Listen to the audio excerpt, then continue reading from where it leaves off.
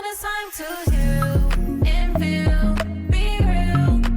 You just gotta take your time, unwind and chill. Cause now it's time to love yourself. Build emotional and mental health. Cause Black woman, it's time to heal and feel, be real.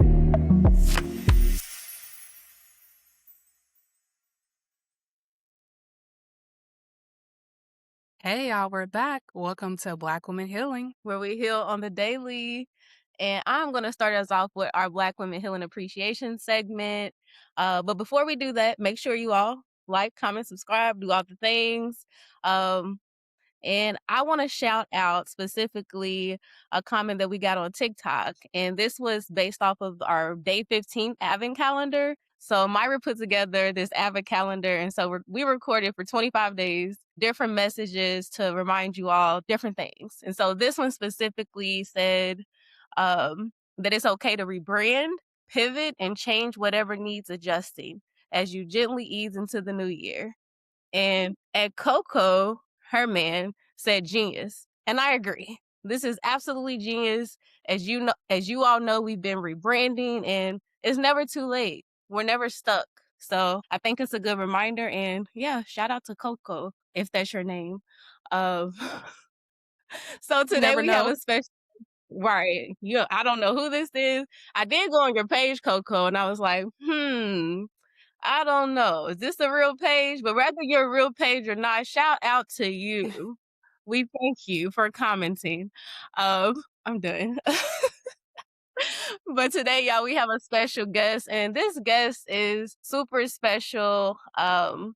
Because really, like, she started with us from the ground, like the literal ground. Yesterday, I sent Myra the episode, and it was February 24th, 2020. And the podcast was started in September 2019. So that goes to show, like, she is, like, real deal from the gutter with us. Yes. And yeah, like, we appreciate you being here so much. But to introduce our guests, so we have Khadijat of Sober Black Girls Club, which is now a thriving nonprofit. And I want you to share more about yourself because I definitely don't want to miss any information. But yeah, would you like to add something? Sure. First and foremost, thank you both for having me here again. I just love listening to y'all on Apple Podcasts. I love watching y'all on Instagram. Just thank you so much for just giving Black women, Black girls a space to not only be able to share their experiences or similar experiences, but also just to listen, to listen, to feel comforted, to feel supported in that aspect. So shout out to y'all. I love y'all, love this platform, and I'm just happy to be here. So yes, hi everyone. My name is Khadijat Lortoyan. I'm from Staten Island, New York. Woo, shout out to Staten Island. Shout out to New York. Go Madami. And I am an attorney, the founder of Sober Black Girls Club, and a filmmaker. I'll wait for the next question because y'all know I can ramble. I'm like, that's kind of an opening. I'll wait until the question so I don't take too much time. As y'all can see, we're very comfortable. So this is going to be a very chill conversation, almost like a catch up that y'all get to witness. So something that we've added is we have a new segment and it's things Black women don't say out loud. And I feel like Donika has something to share. She took some notes on a recent situation. Donika, what is this situation? Okay, so this situation, this is what I'll say. I think Black women don't say out loud, like, I don't have to help if I don't want to. I think people in general, but definitely Black women. And I'm really referencing this Glorilla situation. I don't know if y'all heard about it, but basically Glorilla is, a celebrity, super rap star. And, she's doing her thing. Like she started from, I think is she from Mississippi? I don't know if y'all know. She's definitely from the South. Memphis, Tennessee? Oh, she's from Memphis. Tennessee, yeah. She's definitely from Memphis. So me and Myra, we went to Memphis, and it's a little rough out there. And so she started, I think she has like 10 siblings or nine siblings. And so her sister came out, one of her sisters came out, and was pretty much just saying, like, she's really not helping the family. She doesn't help us like that. Like, she's doing all of this. She's not a good person. And I'm like, she don't have to help y'all if she don't want to. And it's just what it is, you know, rather our loved ones and people that we even that we've been around, like if they don't want to help you, they don't, it's not their job. They're not, and she literally said like she's obligated. No, she's not. And I don't think Black women say that enough. So, and we do feel obligated many times. So Yep. that's what I wanted to discuss. What do y'all know about it and what y'all think? I have the same thoughts that you have. Like I have a little same thoughts, but I literally was just telling my mom and my brother that they have this expectation of how they want me to help and show up. But like I just don't have it in me. So I'm gonna need you to no longer have that expectation. But it's making me think about the bigger picture of we oftentimes have these expectations because of where we are in life to show up in certain ways when we don't have to do that if we literally don't want to or we don't have the capacity. Yeah. No, it is. It's difficult. What are you thinking, Khadijah? All of that, and mind you, all the information I have is based on what I read on the internet, and the internet is very finicky nowadays, so take what I'm saying with a grain of salt. But that end, they don't even have a great relationship from what I read. An assault was involved. They haven't spoken in years. They're strange. Are you out of your mind? Are you Right. nuts? I don't owe you. You cursing it? Yeah, Oh, yeah, Khadijah. yeah. I mean, Yeah.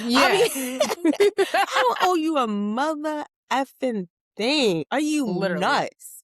And then on top of that, I don't like when people, family members specifically, or people who say they've raised you, feel entitled to your material things, money, resources, when they did not help nourish the person. Like you can be present when someone is growing up, but were Right. you a detriment or were you a builder? Were you a nourisher? And if you are the former, please shut up. I don't shut up.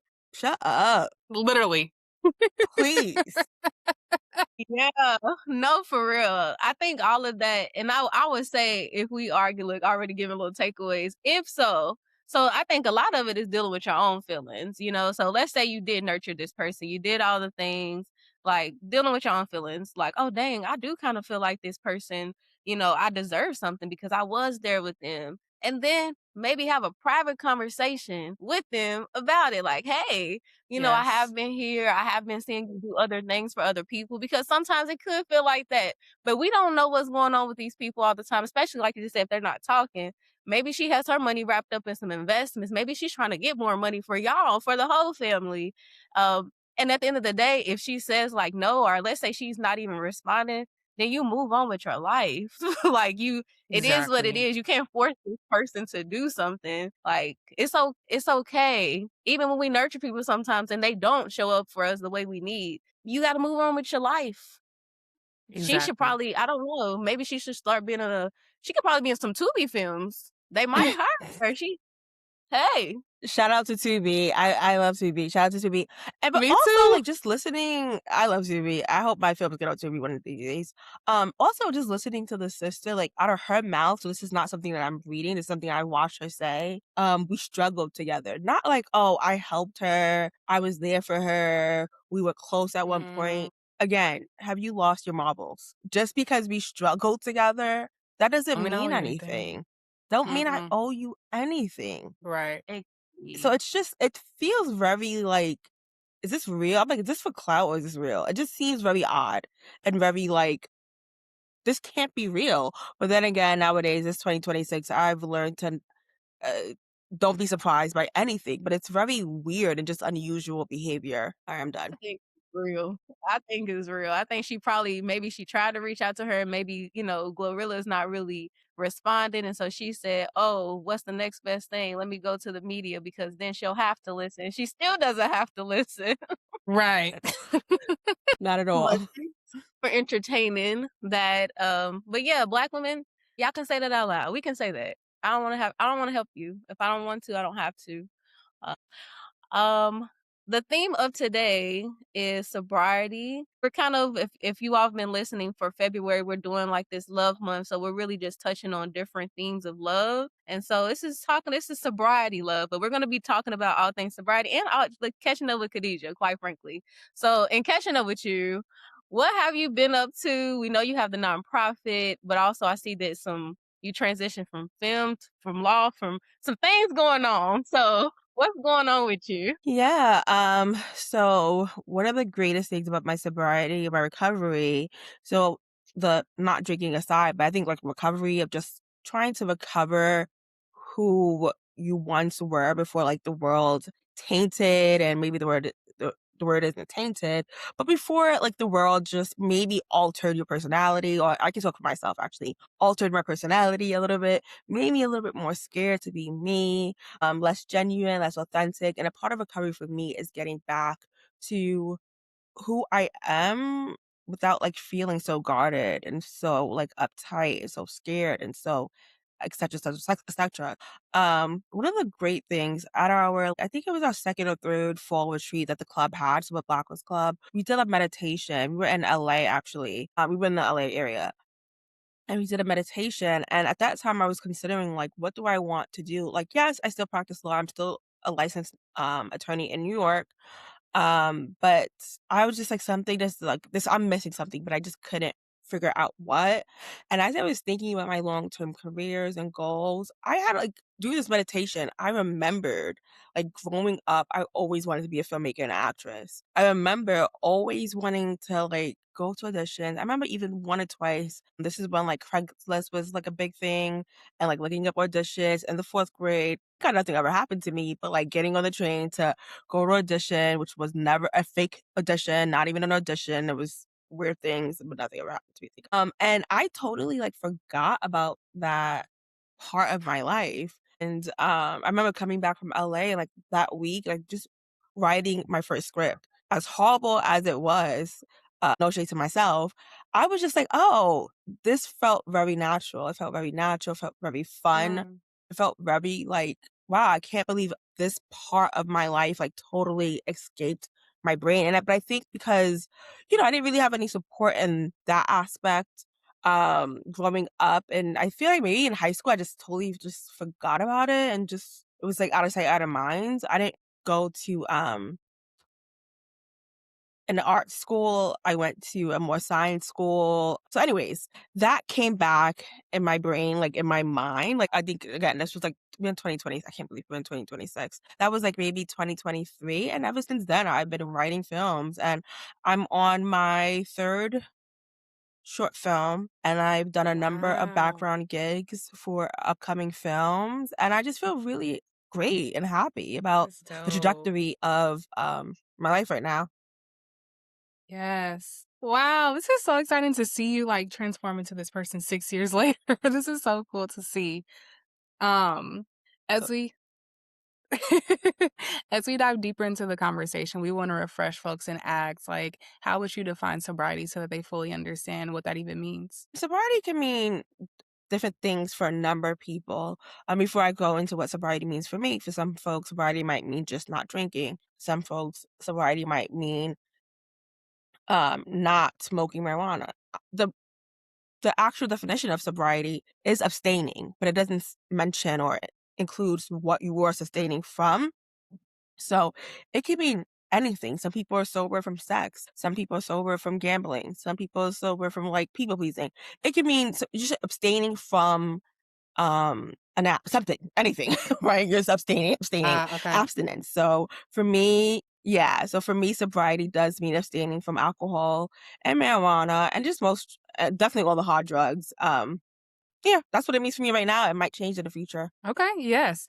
Do you feel as though, like, this is just like a curious question. Do you feel as though millennials have a bigger issue with substances versus other generations? Other generations going up, no, like Did you going hear like me? to boomers and X, like yeah, going to boomer and X, no. No. Going down. Like, I don't know. Like, my brain is going to like, it feels like, I think they're called Gen Z, Gen X. It feels as though they have a bigger like issue with like technology. And I don't know, like if I'm just like making an assumption, but And I'm vaping. curious. Vaping too. Oh, Vaping. yes, vaping too. I was literally gonna say, and Exactly. pill popping a little bit too. But yes, And some vaping. Skidoo. Yeah. I don't know. Cause when I was, and this is again social media, cause it made me. Somebody had made like a post of like the millennials are the drinkers. And it's because we've had to go through the most in a sense of so many different transitions, even with like social media and technology, alongside our generational like our parents, you know, many times most of our parents didn't know as much as far as even when it comes to like discipline and it comes to, you know, you can't speak up, you can't have feelings and all the like we're Mhm. like this middle ground of like trying to change it all, which in Mhm. some ways can be like difficult and depressing and anxiety producing and all the things of like you're trying to be this change of everything so much, and we have been, to be honest, because of the Mhm. millennials have been able to. That's why these Gen Zs are more able to speak and they're able to have like freedom and creativity and all these things. But I don't know if it's true either, because when I do think about the boomers and I think about the Gen X, like my parents are Gen X, like they definitely was doing that, but also I don't know, they smoked. They were more cigarette and maybe even weed smokers. I don't know, but the drinking though, drinking specifically, I don't know. I feel like you brought up a really good point. I feel like Gen X and the boomers, I think I can even probably even think that they experience even more substance abuse addiction than millennials. However, they didn't have the words to describe the things that were bothering them, Mhm. the things that their trauma, their experiences. They didn't have the words to, describe it. So they worked through the pain and the trauma, and they rewarded themselves a lot of times with alcohol and Yep. other drugs. However, are able to work through their substance abuse. And I think like sometimes when we think about substance abuse addiction, it's like, well, if I'm still working, I'm still going to school, I don't have a problem. That's not true. If you are simply consuming a substance to a point where it's hurting your health, it's hurting your overall wellness, you're sad all the time, you're depressed, you're getting into fights, your relationships are ruined, that means you have a problem with said substance. So I don't think that the boomers and the Gen X had words to describe their relationship with substances because they looked very good and clean Mm. Mm, on the outside.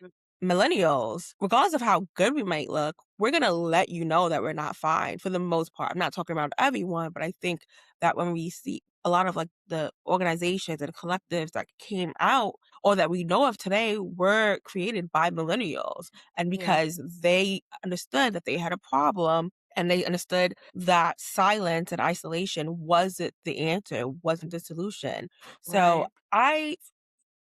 I would maybe Gen Z, which I don't know a lot about that generation, but from what I know about Gen X and Boomers, no, I would give it to them. They got it. they got They it. got it. It's a sad got it. Yeah, like yeah, it's not, but definitely it was normalized. When I hear the Yes. stories of my parents and grandparents, I'm like, what? Like you Yeah. said, they were just functioning Yes. through it, working, taking care of all these kids, and there were so many different addictions and things going on, um, and traumas that they just mustered the strength and kept going. Yeah, Mhm. those are the points. Yeah. Yeah. In Mm. thinking of that, because you have an organization that is based in sobriety. And so I wanted to ask you, like, does it feel a lot of pressure sometimes carrying such an organization of like where you're like leading by example? And like, how do you navigate and deal with that? I mean, I think the example that I lead by is honesty and transparency. So, for me, to be frank, when I first created Sober Blockers Club, I was in my addiction.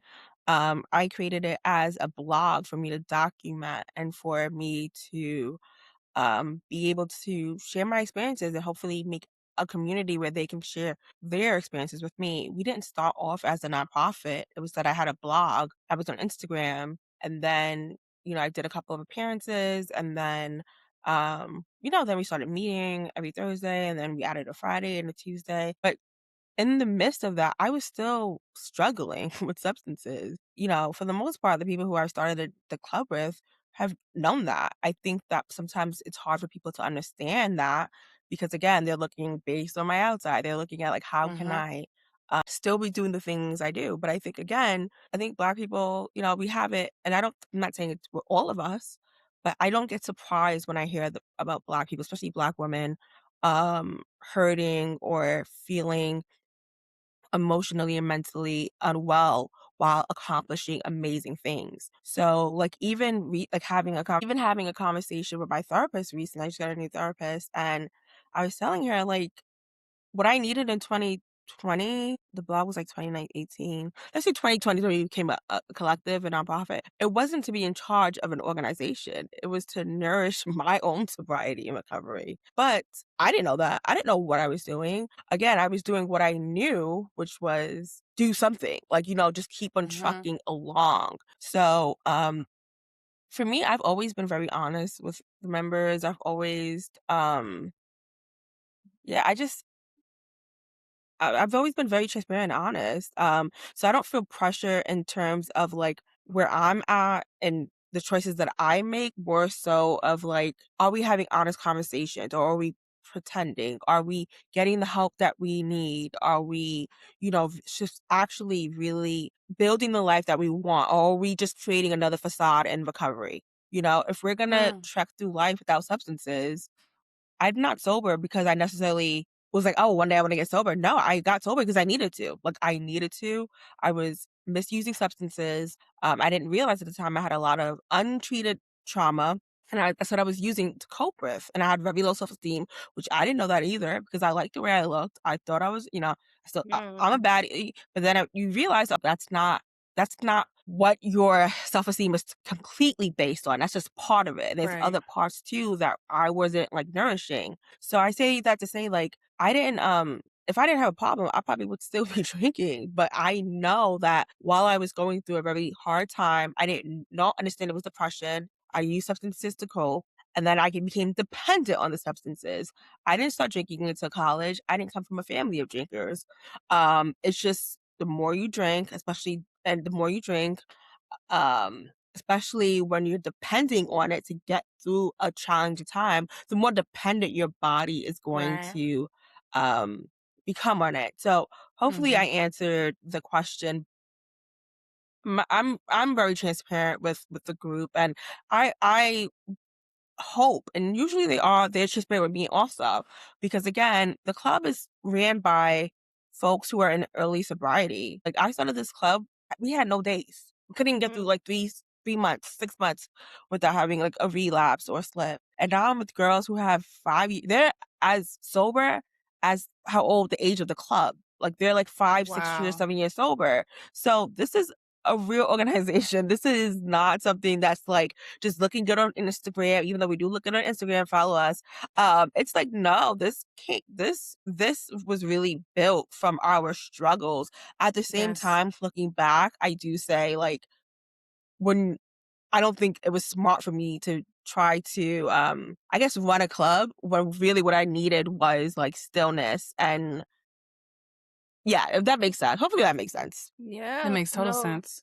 I mean, I thank you for being transparent, and I think that's what makes you a good leader as well. I think that that's important for any of the folks who are leading, like you said, the groups as well, to be honest, because we're still human, and I think that that helps in understanding sobriety is like as well. For sure. I think a lot of folks they get scared that if they get sober, then life will be boring. I think in the beginning, maybe, right? Because like your body needs time to adjust. You do need to sit still. You do need that time to think and reconnect with yourself. Mm-hmm. But after that, like, give yourself time to heal. And after that, your old passions or the things you forgot that made you you, or the you that you most want to go back to, you'll remember them slowly. Like you'll get back to them slowly. So yeah, I'll just end it by saying that. Yeah. Yeah, no, love that. And thinking of that, for those who are not quite ready for sobriety, where would you say is a good place to start? So again, there's like levels of sobriety. So some people can be like Um, some people be like, "Oh, I don't drink, but I smoke." Okay, then yeah, if they classify themselves as sober, then they're sober to me too. If that's what they deem sobriety for me. So, if you're trying to like completely cut back, I think it's important to be honest with yourself. Again, what is it that you need to do? I will say that most people, if do start off with thinking like, okay, I can moderate. And maybe you can. This is not medical advice whatsoever, but I just say be honest with yourself. If you say like this week, I'm only gonna drink on this day and you're drinking more of those days, you might want to try to, evaluate. You might have a problem because generally, if you say you're not going to drink on certain days, you should be able not to. And I think we also forget that like alcohol and marijuana, other drugs, they are addictive in nature. So yeah, there could be like you might lack coping mechanisms, like I did. You might have untreated like trauma or mental health diagnosis, which a lot of people who abuse substances do, but the substance in itself is meant for you to become it's not meant. Well, no, it is. It's meant for you to enjoy it and keep on coming back to it. And that forms addictive personalities. Mhm. Um, so I say just be honest with yourself. And it doesn't mean that you're gonna just stop drinking or smoking tomorrow or the next day, but just to say, like, wow, I think I have a problem. And when you're ready, go to a meeting just to see like Mm.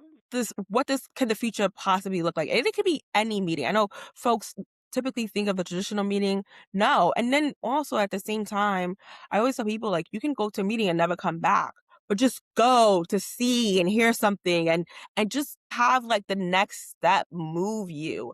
And for some people it can be like, well, maybe I should go speak to a therapist or maybe I should go see a doctor.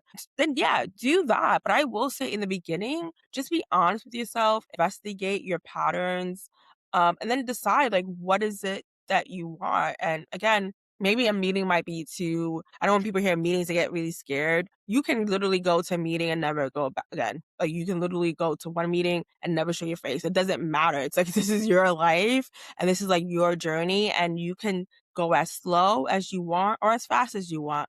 But I do think honesty and transparency in the beginning is important. Absolutely. Agreed. And so in thinking of this to kind of wrap it up, we've been doing an unpacking segment where we just discuss what's shown up for us as we've discussed these things. And yeah, you included, but for me personally, as I'm listening, um, I'm not sober, but I do sober months. So throughout the year, and my friends, they know, I'll be like, it's my sober month. Um, and I do sober months and, usually in my opinion, how I kind of like, I'll be like, "Oh, snap, I've been drinking a lot," you know? Let me go ahead and do a sober month, and that is my like, I stick to it like you just said. It's almost like this is to help me, like, know that I'm not dependent on it. I also don't drink if I'm sad or if I'm going through something. Like, so if it's like deaths and things like that. Like when I have lost people in my family, we know Black folks usually get together. That's when the substance are involved. I will not. I will not, and because I think that's where then you want it, you know. And so for me, that's what's coming up for me. That's like these are my ways of trying to be mindful. What about y'all? What's coming up? I think for me, it's more so like the mindfulness of others. I think something that Khadijah said, which I've never thought of or actually heard anybody say, is like self-esteem is more than just how you present yourself, but it's also the things that are going on in your brain and in your mind and things like that. And so with that being said, I think now I am placing on myself to have a little bit more awareness about people in my life or people I come across and in contact with, because I think I oftentimes do think like if they're presenting this way that everything's fine. And I realize people do that to me. And now it's on me because we're having this conversation to now have a little bit more awareness. So that's for me. Khadijah, what about you? Like, do you feel like you have like any takeaways or things you want to like kind of wrap up or chime in on? Take your time. Yeah, are we talking about? I thought we were talking about love. We talking about love? We just look. Go ahead, end it on love, please. Yeah, end it on love. Come on now. Okay, I want to say this. So, okay, let's talk about some sober love. So, I think for me, like again, recovery. So, for me, sobriety is the act of abstaining, like physically abstaining from something. But recovery is is the healing. Jesus Christ. So sorry. I don't It's know how okay. you can hear with my headphones on. That's so weird. Anyways, I apologize. Anyways, let me be quiet. So yeah, sobriety is the act of abstaining, but recovery is the act of healing. It's like really understanding triggers and experiences and beliefs patterns. So with that said, through recovery, I've learned that like love comes in many forms. Love comes in friendships, and all about love by Bell Hooks has definitely been one of our favorite books that we've read in the chapter together. again, recovery has helped me to just acknowledge that love is really everywhere. With that being said, I decided in like 2018-ish, 2019, that I needed to get sober, right? And up until then, I decided, it doesn't mean I got sober, but that's when I like kind of acknowledged like, oh, I got a problem. Like I need to stop. Um, and it was then that like I haven't been intimate with anyone since. Like I just couldn't, I don't know why that realization was just like, okay, I cannot be intimate. I don't want to. Not can't, I don't want to. Mm. And it's been like what? I don't know. It's been a long, long time, but I'm finally like dating a guy, which feels really cool. So when I heard like you guys went to West, I'm like, I don't got no advice, but I do want to say because I just started, but I do want to say I just wanted to like put that out there that I'm finally dating again. And it's weird, but it was weird in the beginning, but it feels like it feels a lot of things. It feels like one, I don't have to depend on anyone because I think like also just my dependency on I guess I acknowledged I had dependency issues when it was with alcohol because it was so apparent. But I also realized, again, low self-esteem, I depended on like other people's validation. I depended on a lot of things to make me feel good. And one of those things was also like depending on men. And I didn't realize it. But yeah, I kind of did back in the day. So it feels good to just be like, if we're together, it's because we are, but you're not doing any, you're not adding, you're adding more, but you're not like a foundational block in my life. Like, you Yes. know, my well-being, my happiness is something that I've worked really hard for these past 8, 9, uh, I'm bad with numbers, but anyway, since like 2018, 2019. And it feels liberating. It feels free. Hopefully next Valentine's Day season, I'll be able to share that I got engaged and no, I'm joking. That was a joke. And then my wedding is right around the corner. Please. Yes. Yes. No, let's put that out there. Love that. Yes. So is that your takeaway? That like Yes, that's my you gave takeaway. yourself the patience and the love that you so like felt that you needed, and now you feel that you can share that love? For sure. For sure. Yeah, that's a great takeaway. Okay, I love that. Well, that's where we're going to wrap up on this week's episode of Black Women Healing Podcast. Thank y'all for tuning in. Be sure to like, comment, subscribe, all the things. It's your favorite co-host, Donika and Myra, and we appreciate you all for listening to Black Women Healing Podcast. If you like what you just heard, go ahead and like, comment, and subscribe on all of our platforms, which can be found in the show notes. We appreciate every type of engagement as it creates more exposure and helps our community get this healing on the daily. See y'all next Monday. And don't forget, we are healing on On the the daily. daily.